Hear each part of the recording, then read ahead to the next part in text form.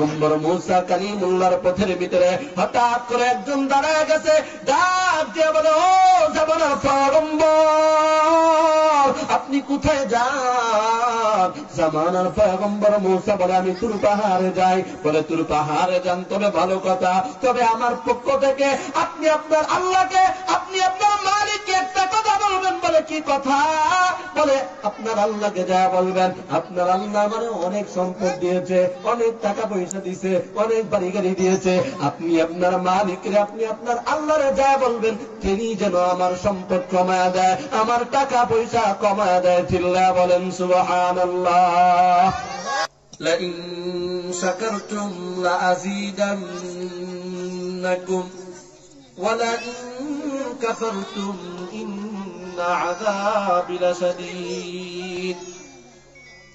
আল্লাহ পাক রব্বুল আলামিন আয়াতে কারিমার মধ্যে জানায় দেয়, আমার যেই বান্দা বান্দে আমি আল্লাহ রব্বুল আলামিনের নিয়ামতে, আমি আল্লাহ রব্বুল আলামিনের নিয়ামত পাওয়ার পর আমি আল্লাহ রব্বুল আলামিনের নিয়ামতের শুকরিয়া আদায় করে আমি আল্লাহ রব্বুল আলামিন তাদের নিয়ামতকে আরো বাড়ায় দেই। চিল্লায়ে বলি সুবহানাল্লাহ। আমার যেই বান্দা বান্দি আমি আল্লাহ রব্বুল আলামিনের নিয়ামত পাওয়ার পর আমি আল্লাহ রব্বুল আলামিনের নিয়ামতের শুকরিয়া আদায় করে না শুকর করে আমি আল্লাহ রব্বুল আলামিন তাদের নিয়ামতকে ছিনায় নেই। শুধু ছিনায় নেই না, তাদের জন্য কাল কঠিন কিয়ামতের ময়দানে কঠোর শাস্তি জাহান্নামের ব্যবস্থা করে দেয়। বলি নাউযুবিল্লাহ। ও দুনিয়ার মুসলমান, ও আদিত মারিলার মনিরহাট এলাকার মানুষ, ও পর্দার আলের আম্মা জান, দুনিয়ার ভিতরে আমরা যারা আছি আমরা সবাই চাই আমাদের নিয়ামত বাড়ুক। কথা বলেন ঠিক কি ঠিক না? আমরা সবাই চাই আমাদের সম্পদ বাড়ুক, আমরা চাই আমাদের টাকা পয়সা বাড়ুক, আমরা চাই আমাদের বাড়ি গাড়ি বাড়ুক, আমরা চাই আমাদের হায়াত বাড়ুক, আমরা চাই আমাদের রিজিক বাড়ুক। কথা বলেন ঠিক কি ঠিক না? কেউ কি চাই যে কমুক? কেউ চাই? কেউ চাই না।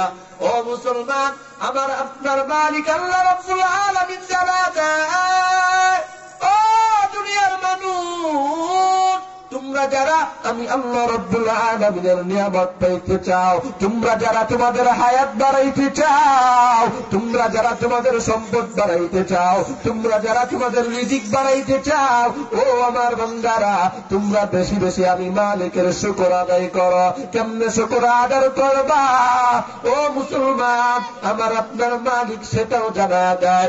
ও দুনিয়ার মানুষ, তুমি আমি আজকে মনে করি মুখে মুখে আলহামদুলিল্লাহ বললেই মনে হয় শুকরিয়া আদায় হয়। না রে মানুষ, না না, মুখে আলহামদুলিল্লাহ বলিয়া মালিকের কৃতজ্ঞতা আদায় করতে পারি, কিন্তু আমরা অন্তর থেকে মালিকের শুকরিয়া আদায় করতে পারি না, কৃতজ্ঞতা আদায় করতে পারি না। কথা বলেন ঠিক কি ঠিক না? এজন্য মুসলমান, ও পর্দার মা, আমি তোমাদেরকে জানাই দিবার চাই, তুমি আমি যদি সম্পদ বাড়াইতে চাই, রিজিক বাড়াইতে চাই, তাহলে তোমার আমার বেশি বেশি মালিকের শুকরিয়া আদায় করা লাগবে। কার শুকরিয়া আদায় করা লাগবে? আল্লাহর শুকরিয়া আদায় করা লাগবে। কেমন শুকর আদায় করা লাগবে? আল্লাহ একটু রোগ দিল, আল্লাহ একটু অসুস্থ দিল, আল্লাহ একটু অভাব দিল, এরকম ভাবে শুকরিয়া আদায়, যে আল্লাহ কি শুধু আমারই দেখে, দুনিয়ার ভিতরে কি আর কেউ নাই? কি কয় কি কয় না? কথা কয় না? কয় কি কয় না?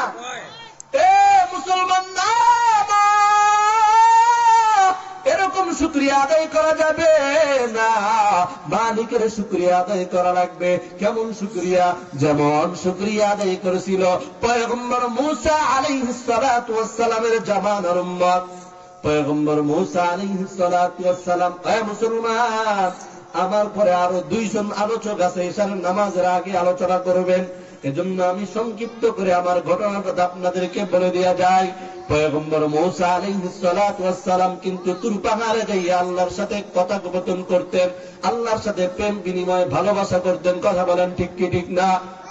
পয়গম্বর মূসা কালিমুল্লাহ ওই দিন তুর পাহাড়ের দিকে যায়। পয়গম্বর মূসা আলাইহিস সালাতু ওয়াস সালাম যখন নাকি তুর পাহাড়ের ভিতরে যায়, তুর পাহাড়ের দিকে যায়। পয়গম্বর মূসা কালিমুল্লাহর পথের ভিতরে হঠাৎ করে একজন দাঁড়ায় গেছে, ডাক দিয়ে বলে, ও জামানার পয়গম্বর, আপনি কোথায় যান? জামানার পয়গম্বর মূসা বলে, আমি তুর পাহাড়ে যাই। বলে, তুর পাহাড়ে যান, তবে ভালো কথা, তবে আমার পক্ষ থেকে আপনি আপনার আল্লাহকে, আপনি আপনার মালিককে একটা কথা বলবেন। বলে, কি কথা? বলে, আপনার আল্লাহকে যা বলবেন, আপনার আল্লাহ মানে অনেক সম্পদ দিয়েছে, অনেক টাকা পয়সা দিয়েছে, অনেক বাড়ি গাড়ি দিয়েছে। আপনি আপনার মালিকরে, আপনি আপনার আল্লাহরে যা বলবেন, তিনি যেন আমার সম্পদ কমায়া দেয়, আমার টাকা পয়সা কমায়া দেয়। চিল্লা বলেন সুবহানাল্লাহ। সুযোগ নেই। এরকম পয়গম্বর মূসা আলাইহিস সালাতু ওয়াস সালাম বলতেছে, ঠিক আছে, আমি আল্লাহর কাছে বলবো। পয়গম্বর মূসা আবার বিদায় নিয়ে যায়, সামনে যাইয়া দেখে আরেকজন দাঁড়া আছে।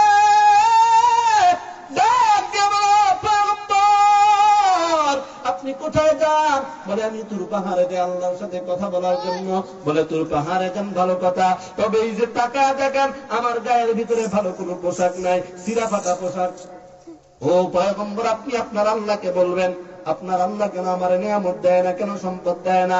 আপনি আপনার আল্লাহরে বলবেন আমার জন্য ভালো বাড়ির মালিক বানায়, ভালো গাড়ির মালিক বানায়, অনেক টাকা পয়সার মালিক বানায়। ও মুসলমান, ও পয়গম্বরের উম্মতেরা, তুমি